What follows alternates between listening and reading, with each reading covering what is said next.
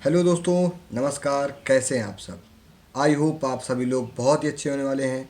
तो दोस्तों, हम लोग आ चुके हैं एक न्यू वीडियो लेक्चर पर, जहां पर आज हम लोग बात करने वाले हैं गर्मियों के कारण होने वाले दुष्परिणाम जो जानवरों में आने वाले हैं।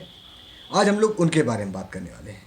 तो देखिए दोस्तों, आज 31 तारीख है, 31 मार्च, और हम लोग देख रहे हैं कि 15 मार्च या 10 मार्च के बाद से गर्मियाँ काफ़ी तेज़ी से शुरू हो गई हैं। थोड़ी सी हवाएं भी चल रही हैं, शुष्क हवाएं चल रही हैं, और टेम्परेचर बढ़ गया है, बढ़ा हुआ तापमान है, जिसकी वजह से क्या होगा, पशुओं में पानी की कमी होगी। क्योंकि देखिए, हम लोग जो है वो तो एसी कूलर इन सब चीज़ों में रह सकते हैं, मगर क्या पशु उन सब चीज़ों में रह पाएंगे? कई जगह पर तो जो पशु हैं वो टीन सेट के नीचे होते हैं। कई बार तो क्या होता है कि जो पशु होते हैं वो डायरेक्ट घाम के धूप के कांटेक्ट में होते हैं, और फिर गर्मियाँ भी बढ़ रही हैं। तो इसकी वजह से क्या होगा, उन पशुओं को अपने शरीर के अंदर तापमान के नियंत्रण के लिए पानी की अत्यधिक आवश्यकता होगी। मगर जब हम लोग पानी उनको ज़्यादा नहीं देंगे, क्योंकि देखिए, आज मैं जिस बारे में बात करने वाला हूँ वो बात है हीट स्ट्रोक की। तो हीट स्ट्रोक क्या है, कैसे होता है, क्यों होता है, इसके क्या क्या लक्षण हैं, ये सारी बातें आज हम लोग यहाँ पर बात करेंगे। तो हीट स्ट्रोक में जनरली क्या होता है दोस्तों, पशुओं को गर्मी लग जाती है, या हम लोग कहें कि उनको लू लग जाती है। अब ये लू लगना, गर्मी लगना, इन दोनों में थोड़ा सा अंतर है। इन दोनों अंतरों को भी मैं स्पष्ट करते हुए चलता हूँ। देखिए दोस्तों, होता क्या है कि आपके पशुओं में गर्मियों की वजह से उनके बॉडी का जो टेम्परेचर है, शरीर का जो तापमान है, वो तापमान बढ़ने लगता है, जिसकी वजह से पशुओं को पानी की डिमांड ज़्यादा होती है। मगर अगर पानी उस समय पर न मिल पाए, तो जो पानी बॉडी में होना चाहिए, शरीर में होना चाहिए पशु की, जिसकी वजह से पशु के शरीर का जो शरीर है वो ठंडा रहना चाहिए, अब वो नहीं हो पाता है। क्योंकि पानी की जो उतनी मात्रा है, जो चाहिए मात्रा है, वो नहीं पहुंच पा रही है, जिसकी वजह से अब आपके पशुओं में क्या होगा, पानी की कमी होगी। पानी की जैसे ही कमी होगी, तापमान बढ़ना शुरू हो जाएगा शरीर का। जैसे ही तापमान बढ़ना शुरू हो जाएगा, तो जो शरीर के अंदर रक्त है पशुओं के, वह रक्त बार बार चमड़ियों में, मतलब जो उनकी चमड़ी है, बार बार उन सिराओं के थ्रू वहाँ पर आएगी, सिराओं के द्वारा वहाँ पर चमड़ी पे आएगी, और चमड़ी में जो उपस्थित तापमान है उस तापमान को कम करेगी, और अपने रक्त के साथ, यानी रक्त आएगा और गर्म होके फिर जाएगा और बॉडी में फिर बहेगा। जिसकी वजह से क्या होगा, रक्त में जो होने वाले कार्बोहाइड्रेट हैं, मतलब जो कार्बोहाइड्रेट होंगे, कुछ विटामिन्स होंगे, कुछ मिनरल्स होंगे, ये सारी चीज़ें क्या हो जाएंगी, कमज़ोर हो जाएंगी या गड़बड़ा जाएंगी। और सबसे बड़ी जो चीज़ है, वह जो आप लोग कार्बोहाइड्रेट दे रहे हैं, वह कार्बोहाइड्रेट जिसको कई सारे भाई हमारे गुड़ के फॉर्म में देते हैं, कई सारे हमारे भाई उसको शक्कर के फॉर्म में देते हैं, कई सारे भाई हमारे उसको किसी वसा के फॉर्म में देते हैं। तो ये कार्बोहाइड्रेट है। कुछ बड़े बड़े डेयरी वाले भाई हमारे आलू भी देते हैं, तो ये भी कार्बोहाइड्रेट है। तो कार्बोहाइड्रेट की कमी हो जाएगी ब्लड में। तो डायरेक्ट कार्बोहाइड्रेट की तो कमी नहीं होगी, क्योंकि कार्बोहाइड्रेट पशु खाएगा, ग्लूकोज में बदलेगा, वो ग्लूकोज ब्लड में जाएगा, रक्त में जाएगा। तो अब वो जो ऊर्जा के लिए हमें ग्लूकोज चाहिए था, वह ग्लूकोज बार बार ब्रेक डाउन हो जाएगा, बार बार टूटेगा। अत्यधिक गर्मी की वजह से पशुओं में ग्लूकोज की जो मात्रा है वो टूटना शुरू हो जाएगी, जिसकी वजह से आपके पशुओं में ऊर्जा की जो उचित मात्रा चाहिए हुई थी, या हम लोग कहें कि जो उसको ऊर्जा नियत चाहिए थी, अब वो ऊर्जा उसको नहीं मिल पाएगी, क्योंकि उसके रक्त में जो भी ग्लूकोज था या जो भी ग्लूकोज के मालिक्यूल थे, वो सारे मालिक्यूल अब क्या हो चुके हैं, टूट चुके हैं, या अत्यधिक मालिक्यूल टूट चुके हैं। और रक्त में जो एनर्जी थी, जो विभिन्न प्रकार की कोशिकाओं को, ऊतकों को पहुंचनी चाहिए, अब वह जो ऊर्जा है, अब वह ऊर्जा केवल शरीर के तापमान को ठंडा करने के लिए लगती है। अब इस तरह में होगा क्या, अब ये जो भी चीज़ें मैंने बताई, ये सारी चीज़ें धीरे धीरे होंगी, एक दिन में कुछ भी नहीं होगा, धीरे धीरे होता चला जाएगा। अगर आप जागरूक पशुपालक हैं तो आप ध्यान दे लेंगे, आपके पशुओं में कुछ प्राथमिक लक्षण भी आ जाएंगे। उन प्राथमिक लक्षणों में से हम लोगों ने देखा है कि जानवर का थोड़ा सा हाँफना, या जानवर का तेज़ी से सांस लेना, या जानवरों में अत्यधिक मात्रा में उनको हिलना, बहुत तेजी तेजी सांस लेना, हिलना, नाक बहना, और जो मुंह का काला वाला भाग होता है थूथुन वो सूख जाना, और पशु का अचानक से दूध कम हो जाना, ये सारी प्राथमिक लक्षण आते हैं किसके? हीट स्ट्रोक के। अब अगर दोस्तों अब यहाँ पर प्राथमिक स्टेज आ गया, प्राइमरी स्टेज आ गया, जानवर आपका हाँफने लगा, जानवर का मुंह सूखने लगा, जानवर का थुथना सूख गया, जानवर नाक चलाने लगा, और जानवर चारा भी कम खाने लगा, क्योंकि अब देखिए पीएच बदल जाएगा, पानी कम गया है, ऊर्जा ज़्यादा लग रही है, ऊर्जा कम मिल पा रही है, पशु कम खाना खा रहा है, इसकी वजह से अम्ल जो है वो बदल जाएगा। अब अम्ल जो नॉर्मल लेवल पे होना चाहिए, अब वह अम्लीयता का गुण बढ़ जाएगा, जिसकी वजह से कई सारे डॉक्टर साहब आपको बताएंगे कि ये एसिडोसिस का मामला है। एसिडोसिस मतलब दोस्तों, एसिडोसिस का मतलब क्या होता है?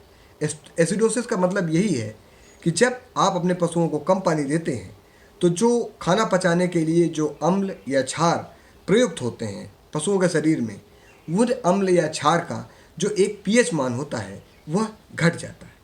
अम्लों में ये पीएच मान घट जाता है, क्षार में ये पीएच मान बढ़ जाता है।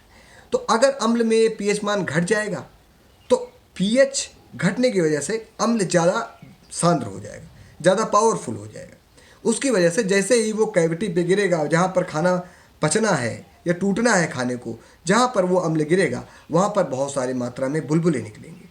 उसकी वजह से आपके पशु के रूमन में सूजन आ जाएगी, या रूमन आपके पशु का फूला होगा, या उसमें गैस आ जाएगी, जिसकी वजह से आपके पशुओं में पेट दर्द और तेजी तेजी हाँफना, भूख न लगना और चारा न खाना, शरीर टूट जाना, इस प्रकार की चीज़ें भी आपको देखने को मिल सकती हैं। अब अगर ये रही द्वितीय लक्षण, मतलब पहला लक्षण जो आया फिर दूसरा लक्षण आया। अब अगर आप यहाँ पर भी ध्यान नहीं दे रहे हैं, आपने डॉक्टर साहब को बुलाया, तो डॉक्टर साहब जो अच्छे डॉक्टर साहब होंगे वो जनरली क्या करेंगे, वो तो पहचान जाएंगे। मगर कई सारे हमारे भारत देश में झोला छाप भाई भी हैं जो अपने आप को डॉक्टर बोलते हैं। उनको न किसी भी प्रकार की कोई डायग्नोसिस की जानकारी है और न ही किसी भी प्रकार की किसी भी चीज़ की। उनको जो भी चीज़ें जहाँ से भी पता चल गई वो वही सारी चीज़ें मिला जुला करके देते हैं और जानवर को खराब कर देते हैं। तो दोस्तों ये रहा द्वितीय लक्षण। अब अगर आपने अच्छे डॉक्टर को बुलाया है तो आपका पशु यहीं से ठीक हो जाएगा। मगर धोखे से अगर आपका जानवर किसी गलत पशु चिकित्सक, जो कि अवैध पशु चिकित्सक हैं, जिनको हम लोग झोला छाप पशु चिकित्सक कह सकते हैं, जो हो सकता है उनकी उम्र बहुत हो सकती है या नहीं हो सकती है, मगर उनको अनुभव नहीं है, क्योंकि यहाँ पर एक प्रकार की बीमारियों में 10 प्रकार के रेजिमेन या 100 प्रकार के रेजिमेन पाए जाते हैं। तो किस प्रकार से वह एक रटे हुए ज्ञान से संभव कर पाएंगे इस प्रकार के इलाज को?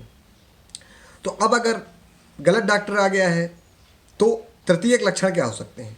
वो उपचार करेंगे तो 2 लक्षण हो सकते हैं, या तो आपका जानवर ठीक होगा या आपका जानवर जाएगा कैसे? वो बॉडी का टेम्परेचर बढ़ा हुआ होगा, वो तुरंत टेम्परेचर थर्मामीटर डालेंगे, टेम्परेचर लेंगे, टेम्परेचर के अकॉर्डिंग वो कुछ पर्टिकुलर इंजेक्शन लगाएंगे, उनकी गलत डायग्नोसिस होगी। ये हमने बहुत देखा है। देखिए, हम लोग जो भी चीज़ यहाँ पर डिस्कशन करते हैं, हम लोग कोई हवाई बात पे नहीं करते हैं। हम लोगों के पास वेल अप्रूव्ड डाटा है, सारी चीज़ें हैं, हम लोग उन्हीं जानकारी के हिसाब से बातें करते हैं। कई सारे जो हमारे बड़े डॉक्टर हैं वो जो मेरा ये वीडियो है पहली बात तो वो देखेंगे ही नहीं, और अगर देख रहे होंगे तो उनको खुद पता चलेगा कि चीज़ें वाकई में सही निकाल के रखी गई हैं यहाँ पर। तो जो तीसरी चीज़ होगी, उस तीसरी चीज़ में क्या हो जाएगा कि आपका जो पशु है उस पशु में इंजेक्शन लगेंगे और हो सकता है उसका जो गोबर है वो सूख जाए। अब बहुत बड़ी प्रॉब्लम हो गई, अब आपके पशु को बंद लग गया है, गोबर ही नहीं निकल रहा है। तो अब डॉक्टर साहब कहेंगे, जो अवैध लोग हैं, कि कई सारे बहाने यहाँ पर आएंगे कि आपके जानवर ने कांच खा लिया है, आपके जानवर ने पन्नी खा लिया है, आपके जानवर का लीवर सड़ गया है, या हम लोग कहें कि आपके जानवर को नेवले ने काट लिया है या सांप ने काट लिया है, या कोई भी विषैला जीव। तो यहाँ पर किसी भी प्रकार की कोई भी चीज़ नहीं हुई है। यहाँ पर डिहाइड्रेटेड पेशेंट था, पशु में पानी की बहुत ज़्यादा कमी थी। अब उस पानी की कमी को आपने भी नहीं देखा, जो झोला छाप भाई आए उन्होंने भी नहीं देखा, और उन्होंने क्या किया, एक हाई एंटीबायोटिक या एक छोटा सा एंटीबायोटिक दे दिया। क्योंकि आजकल सामान्यतः एंटीबायोटिक एक बहुरी की तरीके, मतलब जो चने की वो नहीं होती है बहुरी, खा रहे हैं, उस प्रकार से एंटीबायोटिक का चलन आ गया है। ज़रूरत नहीं है एंटीबायोटिक देंगे, पेट दर्द है एंटीबायोटिक देंगे, कोई दिक्कत है एंटीबायोटिक देंगे। बिना एंटीबायोटिक के इनकी सामर्थ्य नहीं है कि ये किसी भी इलाज को कर सकें या ठीक कर सकें। तो अब आपके पशुओं में इस प्रकार के लक्षण भी आ जाएंगे। गोबर सूख जाएगा, आपका बस बहुत तेज हाँफेगा, पानी ही नहीं पिएगा, या हो सकता है बहुत ज़्यादा पानी पी जाए, या हो सकता है आपका पशु अचानक से दाना चारा छोड़ दे और बार बार इंजेक्शन लगें, जिसके कारण पशु आपका और स्ट्रेस में आ जाए और उसको शॉक लग जाए। अब वो शॉक कई प्रकार का हो सकता है। हाइपोवॉल्यूमिक शॉक, मतलब वॉल्यूम कम हो गया है उसके शरीर में, पानी की मात्रा कम हो गई, ब्लड की मात्रा कम हो गई, शुगर की मात्रा कम हो गई, एनर्जी कम हो गई। इन सभी चीज़ों की वजह से उसके जो शरीर है उसमें शिथिलन आ गई, कार्य करने की क्षमता कम हो गई और उत्पादन क्षमता कम हो गई। तो ये सारी चीज़ें देखने को मिलेंगी। मतलब अगर आपके पशु में पानी की कमी होती है तो हमने क्या क्या चीज़ें देखी। आपका पशु हाँफने लगेगा, धीरे धीरे चारा कम कर देगा, दूध देना बंद कर देगा, जान से भी जा सकता है, गोबर भी सूख सकता है, और अचानक से मिल्क लॉस, मतलब अचानक से दूध खत्म हो सकता है, या किसी भी प्रकार की नई या दूसरी बीमारी में पड़ सकता है। और कभी कभी तो डायरिया भी हो जाता है, दस्त भी लग जाते हैं, कितना भयंकर दस्त की कोई भी दवाएं काम ही नहीं कर रही हैं। तो ये सारी चीज़ें अगर आप अपने पशुओं को एक छोटी सी चीज़ कर सकते हैं तो ये सारी चीज़ें जो आपके पशुओं में आ रही हैं या आने वाली हैं वो नहीं आएंगी। तो उसके लिए आपको करना क्या है, आपको सबसे पहले अपने पशुओं को अभी से ही जो पानी की डोज है उसको डबल या ट्रिपल कर देना चाहिए, जिसकी वजह से जो पशुओं में लंबे समय के बाद डिहाइड्रेशन आने वाला है। देखिए अभी मार्च ख़त्म हो रहा है, अभी अप्रैल चलेगा, मई चलेगा, जून चलेगा, जुलाई चलेगा, 4 महीने भयंकर लू भरी हवाएं और शुष्क मौसम, अत्यधिक गर्मी, डिहाइड्रेटेड शरीर रहने वाला है।